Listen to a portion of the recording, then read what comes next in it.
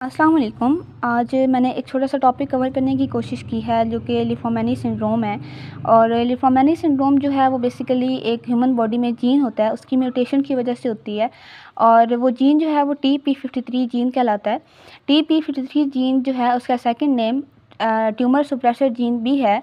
और tumour suppressor gene की वजह ये है कि हम उसको ट्यूमर सुप्रेसर जीन क्यों कह रहे हैं, क्योंकि फॉर एग्जांपल अगर हमारी बॉडी में एबनॉर्मल सेल ग्रोथ हो रही है, कोई डीएनए में ख़राबी हुई है, डीएनए एबनॉर्मल तरीके से अपना काम कर रहा है, तो ये उन सारी चीज़ों को कंट्रोल कर रहा होता है।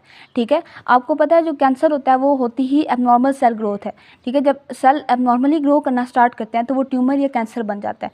सही है, तो ये जब सारी चीज़ें रुक जाती हैं तो TP53 जो है इन सारे कामों को रोक देता है। इसी वजह से ये ट्यूमर सुप्रेसर जीन कहलाता है। सही है, उसके बाद लिफोमेनी सिंड्रोम जो है वो बहुत सारे कैंसर्स को इंक्लूड करते हैं अपने अंदर। ये बहुत ज़्यादा कलेक्शंस है कैंसर की, या आप इसको अगर रिमेंबर करना चाहते हैं तो आप कह सकते हैं कि ये ब्लास्ट ऑफ कैंसर है। सही है, ब्लास्ट ऑफ कैंसर मैंने इस वजह से बोला क्योंकि आपको रिमेंबर करना आसान होगा। इसमें ब्रेस्ट कैंसर हो गया, bone cancer, leukaemia, lung cancer, adrenal gland cancer, sarcomas या ट्यूमर, ये सारी चीज़ें इंक्लूड होती हैं। सही है, उसके बाद ये जो है ना, इसमें 50% चांसेस होते हैं कि आपको 50 अगर आपकी एज हुई है या 50 से पहले ही कोई ना कोई कैंसर जो है वो आपको हो जाएगा। ठीक है, और वो आपकी पहले भी फैमिली में रन कर रहा होगा। फॉर एग्जांपल आपको ब्रेस्ट कैंसर है, कोई लंग कैंसर है, ठीक है, तो वो आपकी फैमिली में पहले भी रन कर रहा होगा। और दूसरी बात, ये ऑटोसोमल डोमिनेंट डिसीज़ है, फैमिली इनहेरिटेड डिसीज़ है। आपकी अगर फॉर एग्जांपल आप देखते हो कि फर्स्ट डिग्री लाइन में या सेकंड डिग्री लाइन में फैमिली में, तो वो आपका जो फर्स्ट डिग्री में कौन होता है, मदर या फादर आ जाते हैं, और सेकंड डिग्री में ये आपके ग्रैंडफादर्स आ जाते हैं, ग्रैंडफादर ग्रैंड मदर। ठीक है, तो उनसे आपके अंदर ये जो है जीन ट्रांसफ़र हो रहा होता है। और दूसरी जो इम्पोर्टेंट बात है, इसमें आपको बहुत ज़्यादा जीन्स रिक्वायर्ड नहीं होते कि आपको कोई कैंसर डेवलप हो। इसमें एक ही जीन की जो म्यूटेशन है वो इनफ होती है आपको ये सिंड्रोम कॉज करने के लिए। आपको ये नहीं कि आपको एक ही कैंसर हो सकता है, आपको मल्टीपल कैंसर्स हो सकते हैं। आपको at the spot breast cancer भी हो सकता है, आपको at the spot lung cancer भी हो सकता है। सही है, उसके बाद अगर हम इसका डायग्नोसिस देखते हैं तो डायग्नोसिस के कुछ क्राइटेरियाज़ हैं कि हम किन क्राइटेरियाज़ के थ्रू कंफर्म कर सकते हैं कि इट इज़ लिफोमेनी सिंड्रोम। ठीक है, और दूसरी बात, 60 to 80% चांसेस होते हैं कि ये TP53 जीन की ही म्यूटेशन है। और अगर हम इसको कंफर्मेशन चाहते हैं तो उसमें क्या होता है कि हम कुछ टेस्ट वगैरह भी करवा लेते हैं। ठीक है, इसमें मॉलिक्यूलर टेस्टिंग भी आ जाती है, और वैसे फिजिकल एग्जामिनेशन या फिजिकल टेस्टिंग भी आ जाती है।